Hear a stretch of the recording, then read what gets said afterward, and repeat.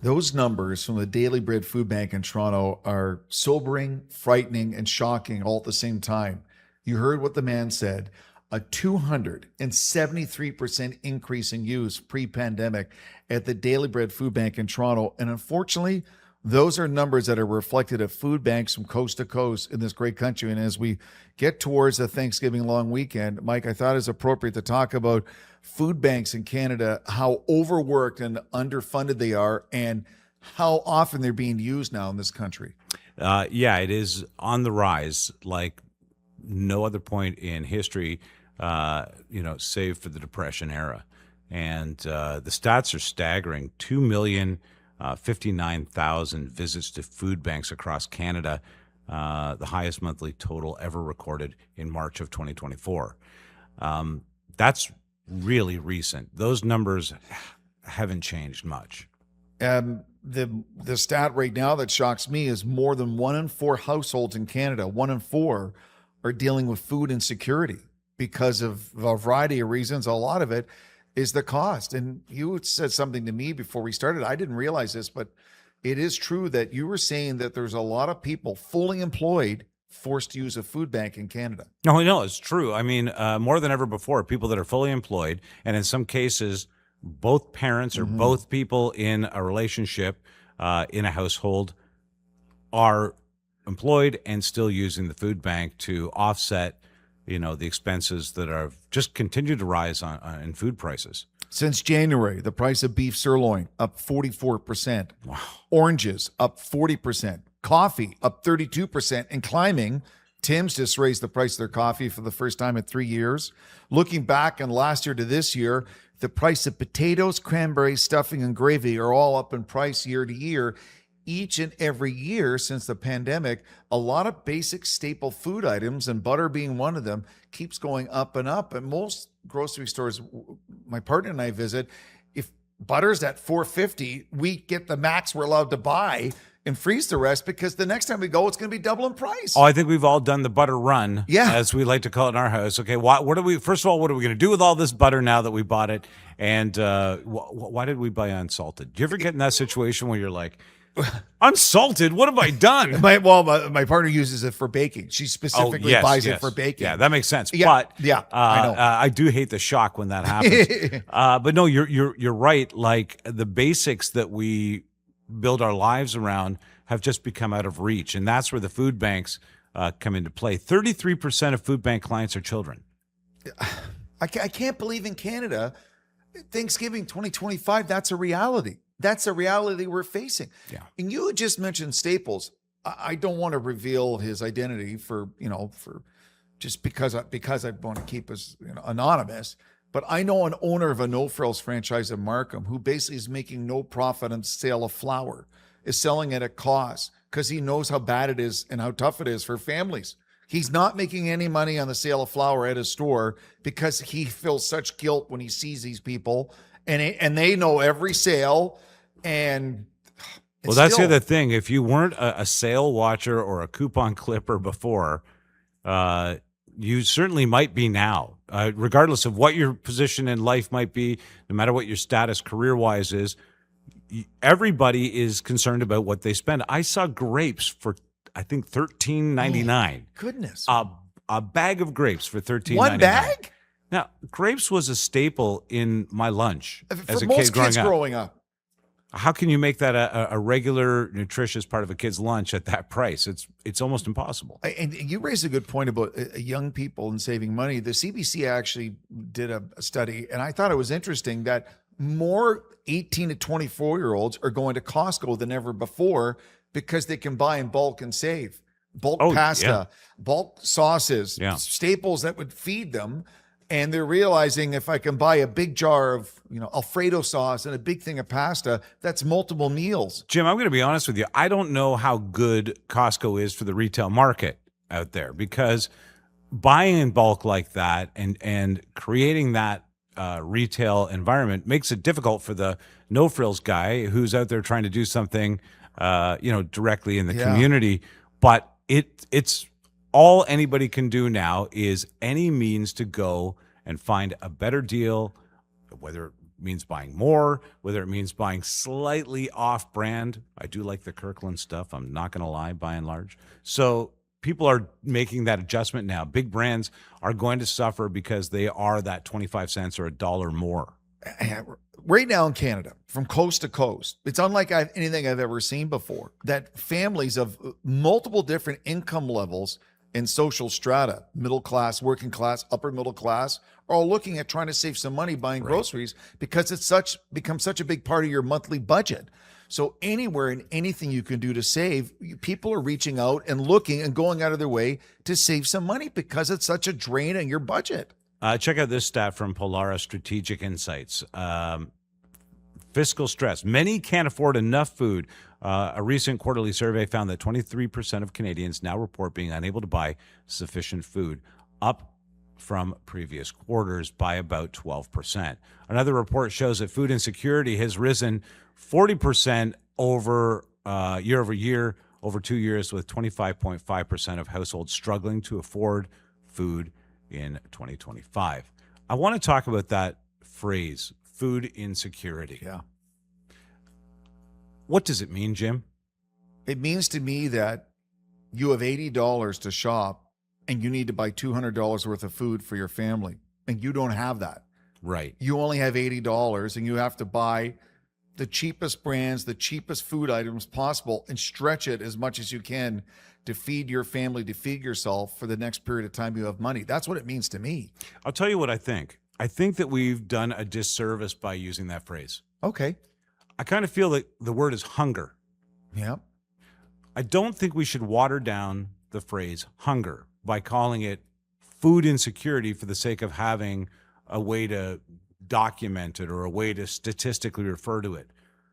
When you don't have enough food, you go hungry. When you go hungry, you become sick. When you become sick, you become a more occupied obsession of your family. You become a drain on our medical system. It hurts all of society. It hurts society overall. Yes. You break hearts of people around you because your illness affects them. Hunger is the word. We don't need Absolutely. 2 words for it. We don't need multiple syllables for it. We I need agree. to remember that what we're doing is feeding hungry people. And when you put it in that context, food insecurity sounds a little bit clinical. And I don't know why. It's a great point, Mike. Why we have to sugarcoat the fact that there are tens of thousands of Canadians who are going to bed hungry every night. How many stories have we heard about single mothers who are using the food they have to make sure their kid or kids eat and are going without? Too many stories. And they go to work dizzy the next day because they've made the food available without to the proper nutrition in their Yeah. body. Yeah. And it's become an epidemic in this country. That person we would refer to as hungry, Yes, they're hungry. malnourished. With a job, making money, but because of the prices of everything, the price of rent, the price of food, they only have so much money left. And this is where all levels of government, provincial and federal, it's great you're building bridges. It's great that you're giving money to certain countries. It's great we're doing this and that. We have to take care of base needs for the citizens of this country, and that's feeding them so people don't go to bed hungry at night. Let me run this by you, Jim. 23% of Canadians now report being unable to buy sufficient food, up from previous quarters. Another report shows that food insecurity has risen 40% over 2 years.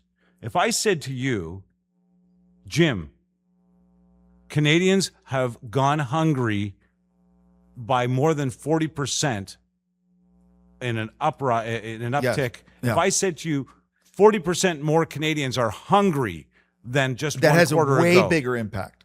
If I told you that 18.1% of people who are employed in this country are going hungry. So there are 42 million people in Canada, approximately, give or take. Yeah. And you're saying 40% of the country, right? Right. That's what, 18 million people? Oh, I'm sure the government would love us to sugarcoat by saying we have food insecurity, which sounds like you can't afford Joe Louis, right? That's like 16 to 18 million people in Canada are suffering from hunger at one point of the day. And hunger is a tough word to hear. It's tough to say to the rest of the world, Canada's going hungry. No, it's easier to say, oh, some Canadians have food insecurity. How No. many kids are going to schools in this country without a breakfast? How many people at work with a full-time job basically have one meal a day, one full meal, and have little snacks here and there because it's cheaper? The numbers are staggering, Mike. I'll give it to you again. 1 million unique individuals access food banks. That's up 25% over a prior year, and this is last year. 7.6 million total visits, a 31% increase over the previous year, and 134% increase since 2019. The stigma was, oh, you poor person, you have to use the food bank. That's not reality in Canada anymore. It's more the norm than it's ever been, and at an alarming rate. 31% increase over the previous year and 134% increase since 2019. That's 134% increase in hunger. And Mike, we're about to get to Thanksgiving. The weather's not getting warmer, it's getting colder. Yep. We're getting into winter, and it's a scientific fact. You need more calories and carbs in winter to stay warm. And vegetables and fruits increase in price. There's no way around it. And you're staring at 5 or 6 months of even more hunger in Canada, more food insecurity, and more visits to food banks. When they're maxed out, and the majority of food banks in this country, including the Vaughan Food Bank. Yes, shout out to Vaughan Food Bank. Vaughan Food Bank. 30 years going strong, fully volunteer. I think they field 1 million meals Unbelievable. a year in York region up there. But Mike, I'm thinking, And many across the country doing the same thing. Out of necessity, they're growing. and they take no money. It's all volunteers. A lot of kids are getting their high school volunteer hours helping, but then they keep volunteering after they have their requisite hours. And it's at cities and small and medium towns across this country, and they're trying to give back and help people. That's when I think Thanksgiving, I can't think of anything more quintessentially Canadian than the average Canadian, no matter what their age and background, trying to help people at the food bank. I don't think I've ever heard anybody at the volunteer level at the food bank ever use the phrase food insecurity. Yeah. I've heard them say we're here to help the hungry. The hungry. Yeah. And I know it's a that's the buzzword reality. and, we're not supposed to say that, but there's no question that when you get to the point you're going to your local food bank, it's because you're hungry and you need something. Yeah, don't let it become a statistical phraseology that you get used to. So I know the average person, when they shop for their Thanksgiving meal supplies and vegetables and cranberry sauce and whatnot, most grocery stores in Canada have that little thing where you can get a $10, $15, and it's a bag of staple items and put and delivered to the local food bank. We're just begging everyone. I know times are tough. Whatever you can do, 1 can of tuna, 1 cheap thing of peanut butter, anything, everything will add up and help people. It is amazing how the food drives, they cover these large events. Yes. But all year long, these food banks require this food. And thanks to suppliers of the large corporate variety, you see them donating. People like your friend there at No Frills. Yeah. They are all very good in the community on this front. I've seen it for many years, having family that are involved in working at food banks. Having said that, it is the community and their ongoing spirit for food drives that feeds people. It's important to note that, because if we don't, we're going to find ourselves in a position where we expect the government to handle food insecurity. How did we get here? I just thought this would be interesting. How did we get here? It's a combination of things. The price of rent went from $1,000 a month to $3,000. Right. The price of staple items were the famous photos in Facebook and social media is, I have $100 worth of food, and now people come home from the store who spent $100 and there's only a few items. People are getting clawed back on programs like disability assistance. EI and social assistance have kind of widened the gap between need and affordability. So affordability isn't even the question for many people in that scenario. They are desperate to get the food they really need just at a staple level. I know farmers in Ontario make approximately 45 cents in a thing of butter. That'll cost anywhere from $6 to $8.50. So how does a farmer working from 5 a.m. to 10 p.m. every day get 45 cents in a package of butter in a grocery store and it retails for $8. There's something's missing there. I'm not understanding. Well, that. there's obviously big profit chunks that come out along the way. Massive profit chunks. And I think that's where we've overregulated to some degree, where there's only certain ways to do business. There's almost like a cartel-esque approach to food supply chain in Canada. And one of the things that was cited was pandemic and inflation aftershocks, COVID disruptions, supply chain breakdowns, and post-pandemic food price inflation have just remained. We can't unring the bell that was COVID. Why can we not come back? That doesn't make sense to me. The COVID ship has sailed a long time ago. And the supply chain thing has been so over-examined, and we have no solution yet. I can't believe that they're using that still as the excuse to charge $8 for butter and, at whatever. I mean, you see the photos all the time. Someone goes to buy a couple chicken breasts at the grocery store and I can't do it. And you're wondering, why are people getting processed chicken nuggets? Because it's a fraction of the price of an actual piece of real chicken now. Right. And that's all they can afford. Once again, contributing to obesity, diabetes, all of these diseases that are associated with eating unwell, then come back as a burden on taxpayers and the healthcare system, and they become uncomfortable people in our society that are not happy. Our happiness erodes entirely in this manner. And really, Jim, I think that I find this most irritating because our government seems to stand back. Maybe I'm wrong about this, and feel free to correct me. Our government seems to stand back and let it happen. Well, inflation is going up, and there's a million justifications, but we spend money in a bunch of different places. I would love to see $50 billion just go back into Canadians' pockets to feed themselves, but we won't do that because it's food insecurity and not hunger we're dealing with. But if you knew that a huge portion of our country was going hungry, you would see it as an emergency and you would do something about it today.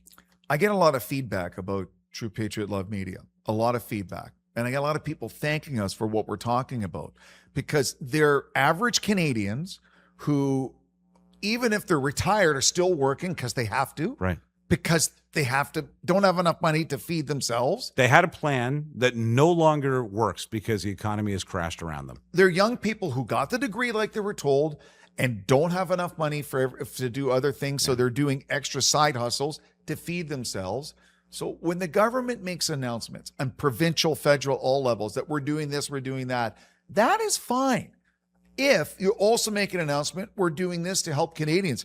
The numbers are for everyone to see. You can't tell me my local MPP and MP and Premier and Prime Minister don't know this. They totally know what's going on, and they totally understand in this country what is happening to average Canadians, especially getting to Thanksgiving weekend. People are desperate for a little help just so they can feed themselves. Like, really thank God for food banks, because really what the government has put us in the position to do is barely be able to afford food for our own families, but also we must now take care of, and most people, thank goodness, that our approach to help feed another family will certainly do so if possible. But even there's strain on families that can afford to feed themselves out there trying to donate food to that system that is, there's a gap in feeding people. There's a gap in nutrients that we're taking care of ourselves through the food banks, and thank goodness the food banks are there to distribute that. Otherwise, I'm not sure how many Canadians would not be very sick right now. Mike, we'd be remiss if we didn't thank a lot of great farmers from coast to coast in this country who, here we are at harvest time, and are taking a portion of their harvest and giving it to food banks. Well, they're getting 45 cents on a pound of butter. Right. So why they're getting shortchanged on what they get for the produce and the fruits of their labor, they are giving back to food banks. They're giving butter. They're giving potatoes and carrots and necessities to keep people alive. Because people are... I think Canadians at heart are good people. Exactly. And that's where we have been left. We're here now taking care of ourselves. Jim, you'll donate to the food bank. I know you. I know that you do. As a matter of fact, when our kids were young and we would, hey, let's go to the store, I was like, sometimes you're busy, you forget. And next, our daughters, both of them, when they were like, 7, 8, they, Dad, don't forget this. It's the bag. Oh, sorry about that. Yep, got it. And Yep. then they put it in the bin. No, it does. Honestly, when you are feeding somebody, there's no greater expression of love for your fellow man.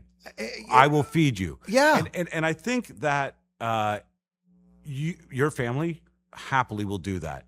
You have every time. You have the means to do that. Yeah. That's nice. But should you have to at a time where those means are slimming? You can't tell me, Jim, I know you make 10 to 15 mil a year, but that's still slimming that Lira. margin.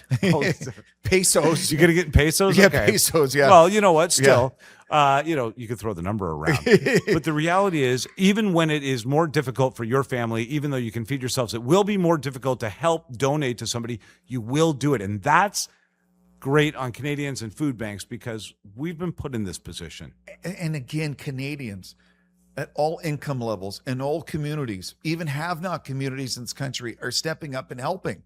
And I say, it does my heart good. It makes me so proud to be Canadian. But all we're asking is, when the government is going out of the way to help everybody else, just help ourselves now and then. Jim, take care of our own. The average family spends $16,000 a year on food. Okay, now that's gone up by $800 to that part. So it was $16,000 pretty much, and now it's gone up $800 more. Can you think of any programs in this country that might have been better replaced by providing us $800 per family to offset that increase, to offset that hunger? I can think right away that I want to help Ukraine all I can, but we are going to give only this much to Vladimir Zelensky in Ukraine, and then we're going to keep a portion to help our own people with the cost of food. We are going to give other countries and other people X amount of dollars to a point and then stop so we have some left over for our own Canadians. Canada, don't let them rephrase hunger with food insecurity. It's a watered down way to say people are hungry in your own country. Sorry, Jim, I just wanted that. No, Mike, and I don't think we can thank Canadians enough from coast to coast. No matter what your situation, as we get into Thanksgiving, they're going out of their way to do something to help their neighbor. I mean, that's Canadian to the core. Now call your local MP and say that we want our government to switch some funding over to feed us. For goodness sake, we're hungry. Kids can't keep going to school without breakfast. Single parents can't keep going to bed hungry so they can feed their kid. Not in Canada, not in this country. It has to stop. You got me worked up. Thanks, No, Jim. I know. And happy Thanksgiving. And please, when you're doing your grocery shopping, even one little thing to your local food bank can make a difference. We got this.